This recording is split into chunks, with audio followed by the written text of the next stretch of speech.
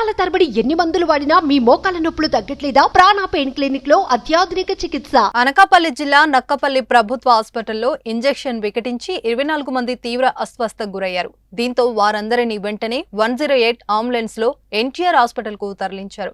ప్రస్తుతం 24 మంది పరిస్థితి నిలకడగా ఉన్నట్లు ఎన్టీఆర్ హాస్పిటల్ సూపరింటెండెంట్ శ్రీనివాసరావు వెల్లడించారు. నక్కపల్లి ప్రభుత్వ హాస్పిటల్లో వివిధ అనారోగ్య సమస్యలతో బాధపడుతూ చికిత్స తీసుకుంటున్నారు. అక్కడి సిబ్బంది రోగుకు చికిత్సలో భాగంగా ఇంజెక్షన్లు ఇచ్చారు. ఇంజెక్షన్ ఇచ్చిన కొద్దిసేపటి తర్వాత వాంతులు, తీవ్ర జ్వరం, వణుకు తదితర సమస్యలతో రోగులు మరింత అనారోగ్యానికి గురయ్యారు. హాస్పిటల్లో ట్రీట్మెంట్ తీసుకుంటున్న 24 మందికి ఇవే సింటమ్స్ బయటపడడంతో సిబ్బంది అప్రమత్తమయ్యారు. వెంటనే అందరినీ ఎన్టీఆర్ హాస్పిటల్ కు తరలించి చికిత్స అందిస్తున్నారు. బాబుకి నేను 3 గంటలకు బాగోలేదని హాస్పిటల్ తీసుకెళ్ళాను సార్. ఆ బాబుకి ఏమో టెస్టులు చేస్తారండి, ప్లేట్లెస్ పడిపోయాని అన్నారండి. తర్వాత బాబుకి హాస్పిటల్లో అడ్మిట్ చేయాలన్నారండి. అడ్మిట్ చేసామండి.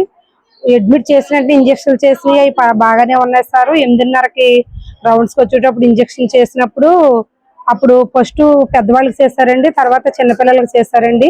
ఫస్ట్ ఎవరికైతే పెద్దవాళ్ళకి చేస్తారో వాళ్ళ దగ్గర నుంచి రియాక్షన్ మొదలైందండి. ఒడుకు రావడం మొదలైందండి, చేతులు చుట్టుకోవడం మొదలయ్యేస్తారు. ఒక అరగంట అయిన తర్వాత పిల్లలకు కూడా స్టార్ట్ అయిందండి ఒడుకు రావడం. ఆ తర్వాత మేడం గారు, డాక్టర్ గారు ఏం చేయాలనేది, ఏంటంటే పిల్లలకి ఎలాగైపోయింది, ఏ ఇంజక్షన్ చేస్తారని అందరం కలిపి అడగడం మొదలు పెట్టామండి. అడిగిన తర్వాత మళ్ళీ మేడం గారు మళ్ళీ ఎవరికో ఫోన్ చేశాక మళ్ళీ వెంటనే 4 ఇంజక్షన్లు చేస్తారండి. చేసినా సరే కానీ అసలు రియాక్షన్ ఏం తగ్గలేదండి. పిల్లలకి మాకు ఏం చేసే పరిస్థితులు ఏమీ లేదండి.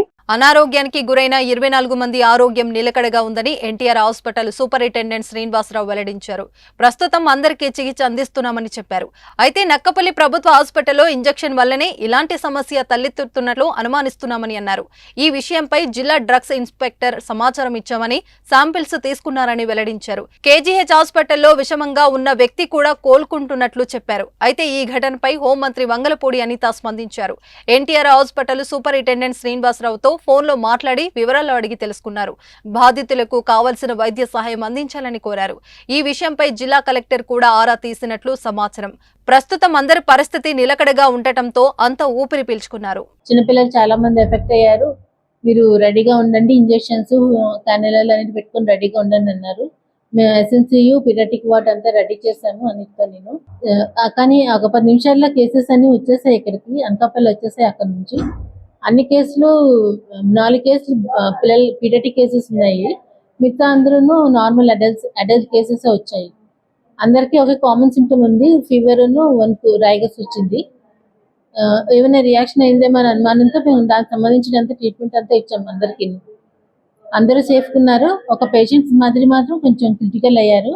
ఆ కేసుకి స్టెబిలైజ్ చేసి కేజీహెచ్ పంపించాము. కేజీహెచ్లో ఇప్పుడు ఫోన్ చేసి కనుక్కున్నాము, అతను కూడా బాగానే ఉన్నాడు, నార్మల్ స్టేట్కి వచ్చారు. ఇక్కడున్న 22 మంది కూడా నార్మల్గానే ఉన్నారు.